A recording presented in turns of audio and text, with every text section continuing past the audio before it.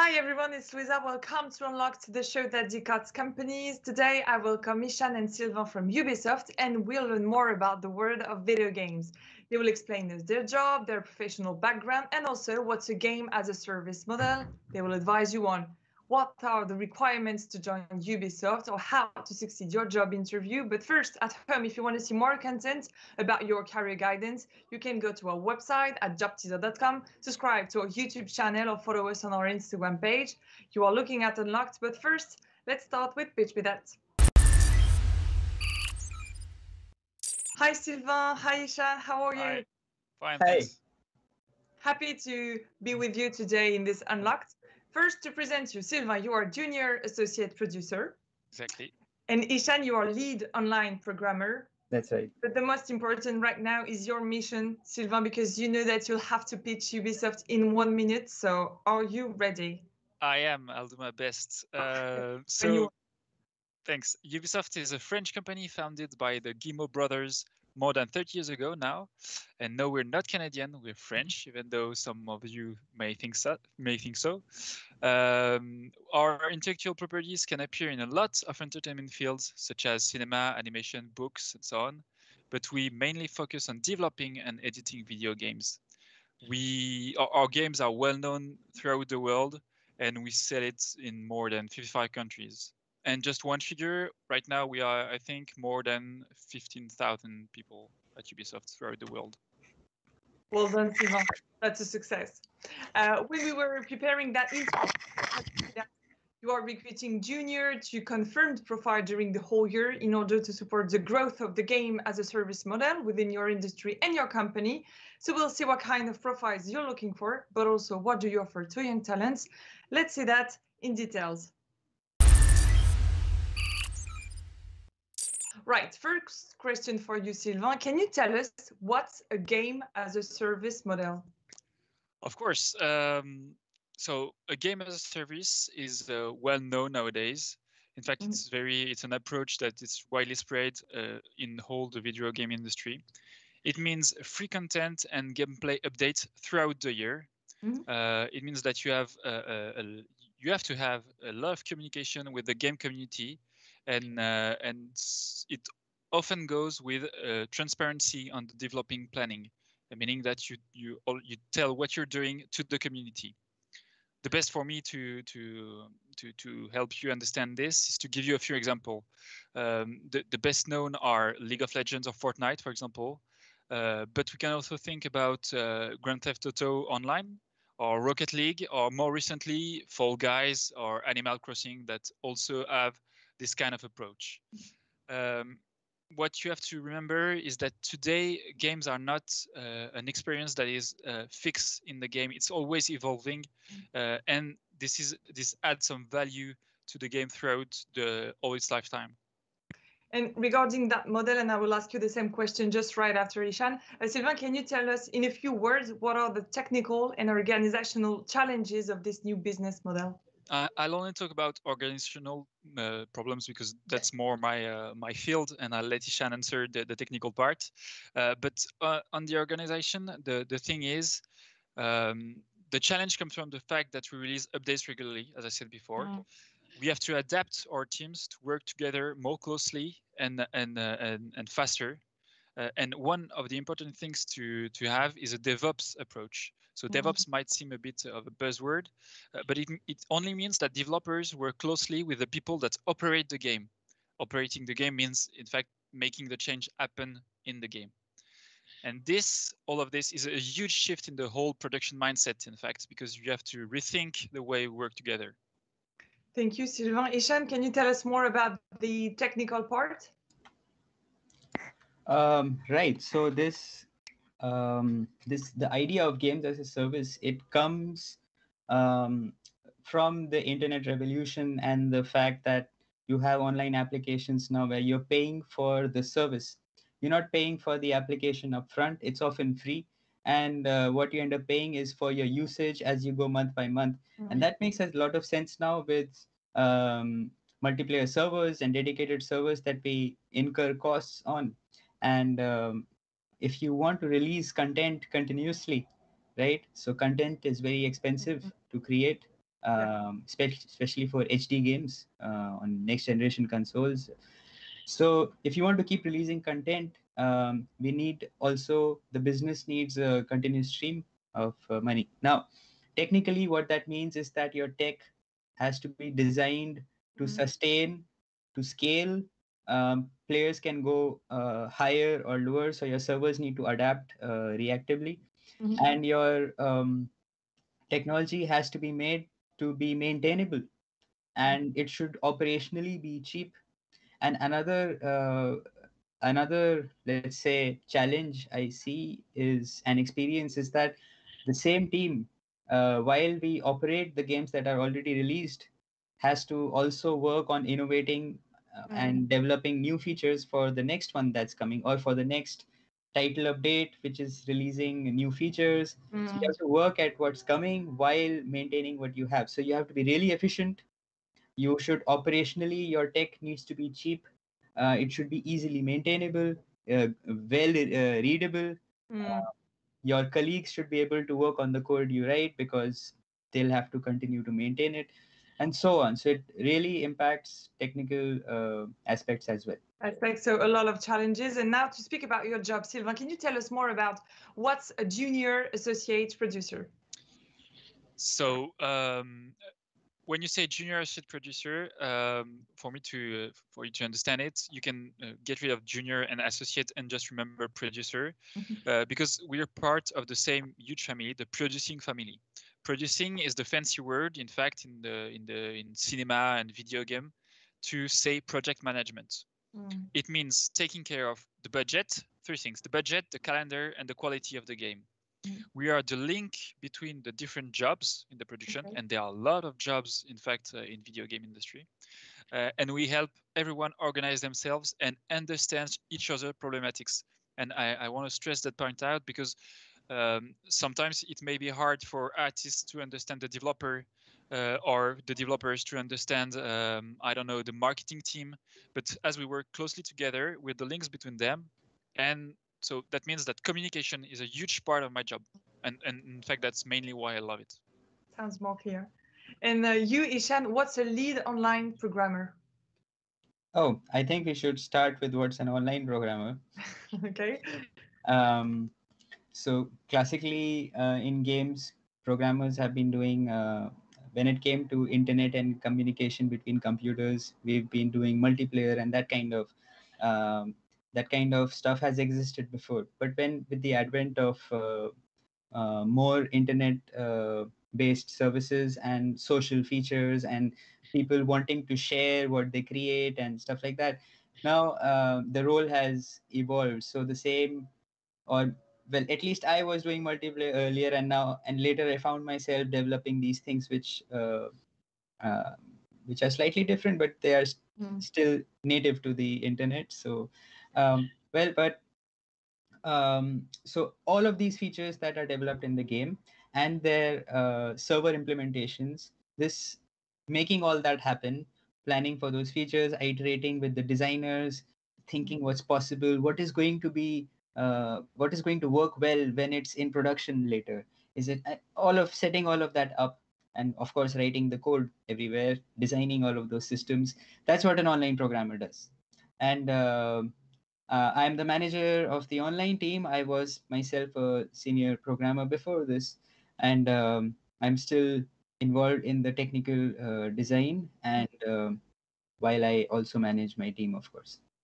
And to better understand the way you work, Sylvain, can you just tell us what project methods do you use in your daily work? Okay, so to start, you have to know that every production has its own organization. But when we try to have this approach, game as a service, we are all inspired by the agile framework. It means that we divide the work of the whole game into small sprints, in which we develop something sustainable and coherent in each of the sprints.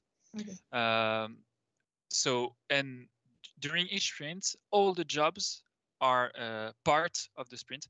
That means that the developers, I talked about the developers before and the artists. So developers, artists, game designers, UI artists, marketing, we are all working together. And we in the end of a sprint, we have something that we can play with, and we can iterate on it. We review it at the end of a sprint, and at the beginning of the next sprint, we say, okay, we're gonna focus on this point. We're gonna implement that new feature and try to have it playable by the end of the sprint. A sprint depends on the production, but for example, on Just Dance, on which on the game we work, it tends to be from 4 weeks to from 3 weeks to 5 weeks, let's say. Okay. And as we were speaking about your job, you tell me that each year you're looking for online programmer and project manager. So Ishan, can you precise and tell us what are the fundamentals to integrate Ubisoft? Like, do they need to, the candidates, do they need to speak English? What kind of soft skills? Can you tell us more about the fundamentals? What kind of skills would help you get selected into Ubisoft? Yes. English, I think, is becoming more of a prerequisite, but it depends what's your role, in fact, and who you are going to be working with. So, but it's a multinational company, and Ubisoft is known for working with other multi-studio teams on each game. So you have to work with people across the world. So if you know English, that helps. Apart from that, when it comes to other soft skills, I would say something we really look for is Sylvain spoke about communication, and it involves a lot of communication between teams. So of course producers help with that, but it is also it's also on each person to talk to the people around them to be like a seamless team. And so the skills that enable that, basically positivity, being respectful, being easy to approach, being approachable, just being a nice person to be with, is Likeable. likable, yes. And on the technical side, it's a very innovative job, and it's, in fact, games come from trying to find innovations in technology to excite people, right? But if it has been done before, if you repeat it a few times, it's not exciting anymore. The whole industry is based on innovation. So we are looking for that mindset. And of course, your fundamentals have to be strong, because you're playing with tech, you're innovating with tech. You often play outside of the rules. You often do things you are not expected to do as a well, you weren't nobody expected this thing to be used this way, but you end up as programmers innovating and finding innovative use cases. So you have to be good with tech. If you have a C++ background, if you understand the insides of how a machine works, and coming from C++ helps with that. And specifically with online, of course, internet communications, computer networks, protocols. If you know a bit about TCP, UDP, if you've done some things yourself, if you've done some projects help the most. If you have some projects to show you've done this, that helps a lot.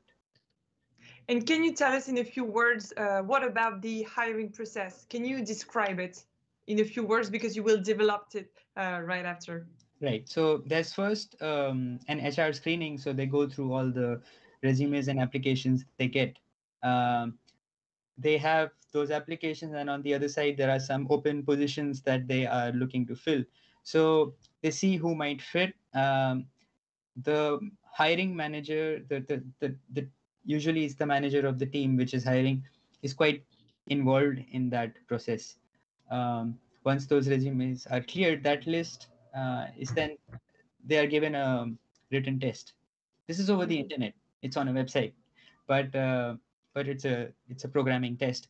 We'll test you on algorithms, data structures, fundamentals, C++ for sure. Yeah. And there might be some other little bit of other things in there too, depending on the role. And then finally there's an interview. Okay.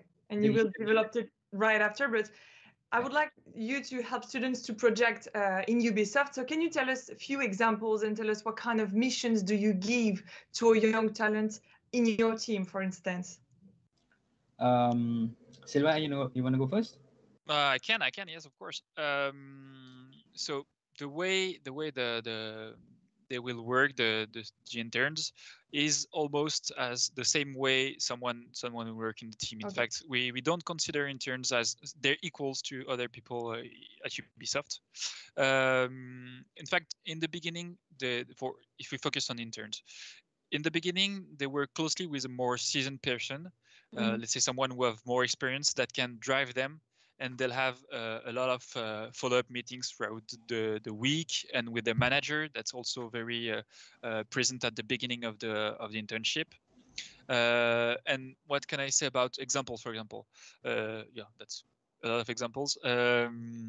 Let's say the last intern I had helped me worked on the leak process at Just Dance, meaning that when something is leaked, there's an info, a video, an image that goes out and that shouldn't go out.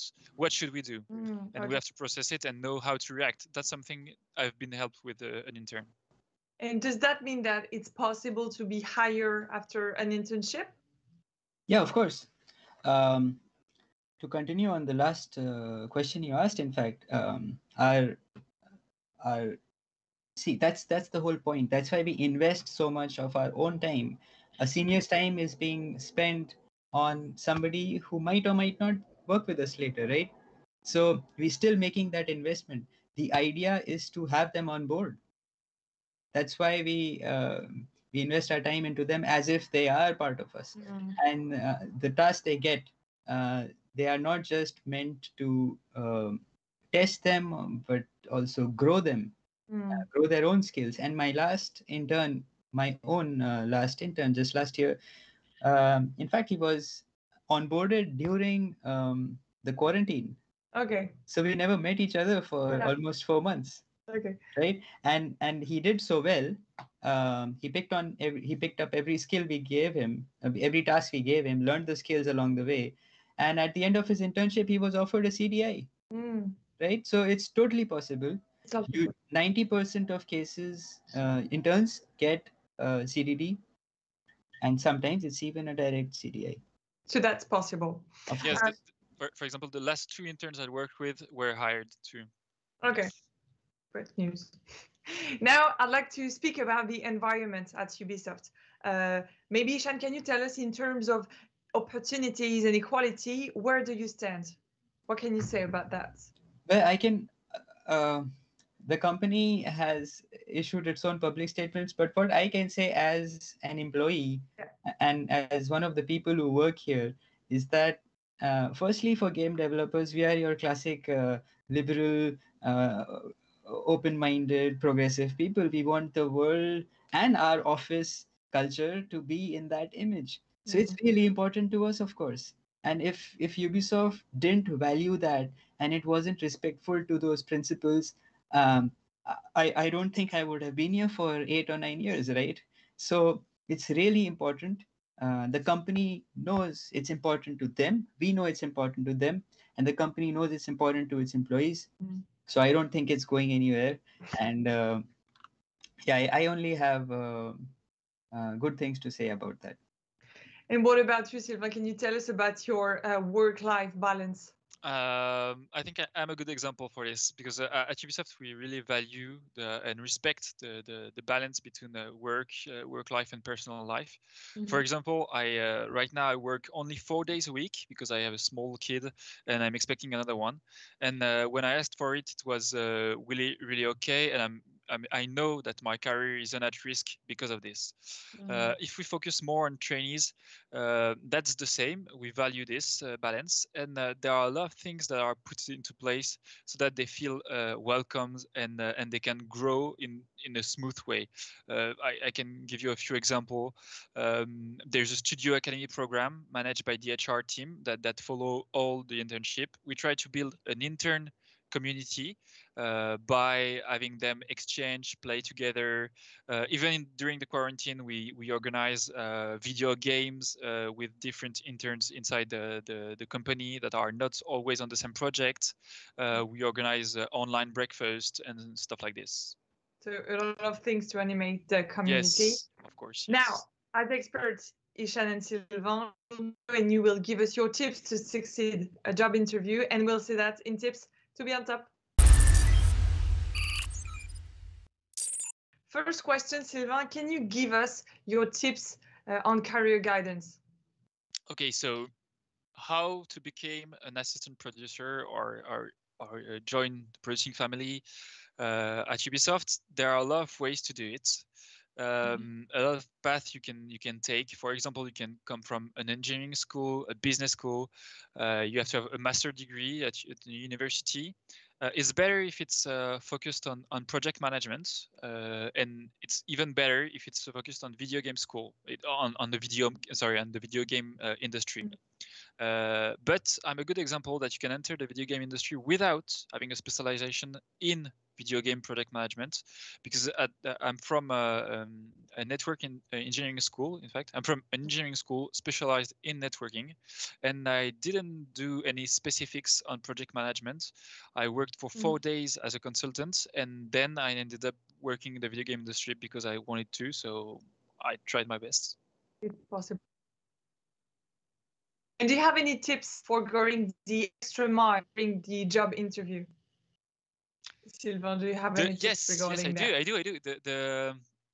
There are a few advice. I used to give. I used to work in HR too a bit for a year. I worked in HR, and my best tip I can give you, there are two. In fact, the first one is to get prepared for an interview, and the best way is to contact people that do the same job upstream. There's no shame in contacting someone you don't know that has done the same either the same job or the same school you did or the same degree, so that you can have a few insights. And another thing, be honest. That's one of the most important thing. We want to meet someone at an interview, and you also have to meet the employee, meet the team. So when you're honest, that's the best way to understand each other and to learn about the position and so on. That's the best advice according to you. Ishan, when we were speaking about the hiring process, you mentioned a technical test. So how can the candidate prepare themselves to this test? And can they prepare themselves to this test? Yeah, of course. Especially for junior positions and internships. If you're talking about internships, it's open to everyone. You don't even have to come from a game development background. Juniors to some degree as well. So how could you prepare for the technical test? I would say the fundamentals, it doesn't matter which discipline you're applying to in programming. I think you'll be tested on algorithms and C++ nevertheless, right? And even if your job is not going to need C++, it is just the language you use when you're working with something very low level on your machine. So it's a good sign that you know the fundamentals, right? It can vary slightly depending on what role you're applying to. But I would say data structures, algorithms, C++ is a must for the written test. And then maybe some, if you're applying for online, for example, it would help if you know a little bit about protocols, like I said before, and computer networks and related technologies. Because first of all, you're looking for adaptable skills, Exactly. what reaction, when they know, when they don't know the answer, right? Exactly. I would say don't even bother thinking about the stereotypes. Okay. Right? I was an engine programmer before. Then I became a physics programmer. At some point, I was doing AI. Then I started doing multiplayer. And now I'm doing online services. Now I'm managing the team. So it's throw your stereotypes out of the window. Focus on the fundamentals. Do you understand how the machine works? Be inquisitive. Be curious. See what's happening in the industry. Watch what's happening in the open source world. That's a brilliant way to learn. And yeah. Sylvain, on your side, what kind of questions do you ask? We don't have the technical test. In fact, we try to, because we're more looking in the producing, we're more looking for soft skills and the way you're organizing things. So what we'll go through is more, tell me what you've done so far. We pick one situation, one experience the student has or the applying has, and we go through it and we evaluate the soft skills throughout the discussion.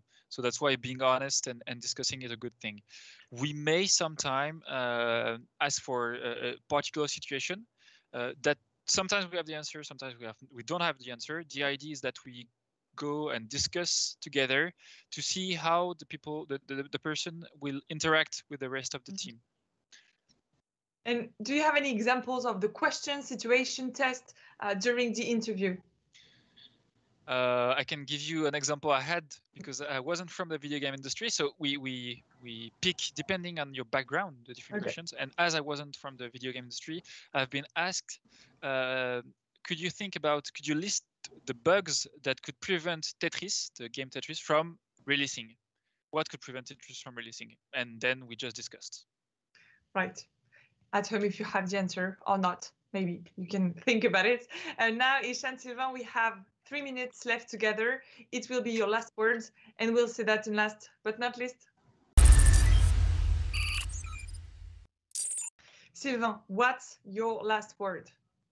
So to conclude, I'd like to share with you the way I entered the video game industry. So as I said before, I'm a network engineer at the beginning, and I worked in the consultant group, French consultant group, a huge company, for 4 years. And at some point, I decided that I wanted to use the skills I had to work in my passion, in fact, so in video game. And the first thing that struck me when I entered the video game industry is that I was amazed by all the incredible and inspiring people I met. I've never felt so stimulated and driven to give my best for my colleagues and for the final product we're doing. I don't regret my choice. It's been more than 3 years now, and there's not been a single day when I didn't want to go to work. I tend to exaggerate because sometimes my kid wakes me up like 3 times in the same night. So I don't want to go to work, but mostly that's always the case. Oh, and by the way, to conclude, we are, as you said before, still recruiting a project assistant within Ubisoft Paris. Thank you very much, Ishan. Thank you very much, Sylvain, both of you, for sharing your personal experience and your tips to succeed into the game industry. At home, as Sylvain said, there are a lot of job offers, so you can go to ubisoft.com or jobteaser.com.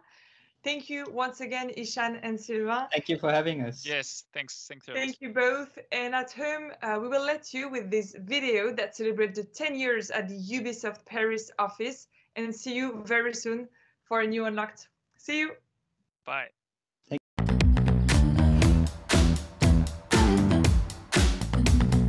Move with the rhythm, shake it up, stop when the clock hits 13. You've been working, but you're flirting with the weekend. You can freak out. 1 in a million. You're a gem, shine when the light grows dim. Sing 1, 2, 3, 4.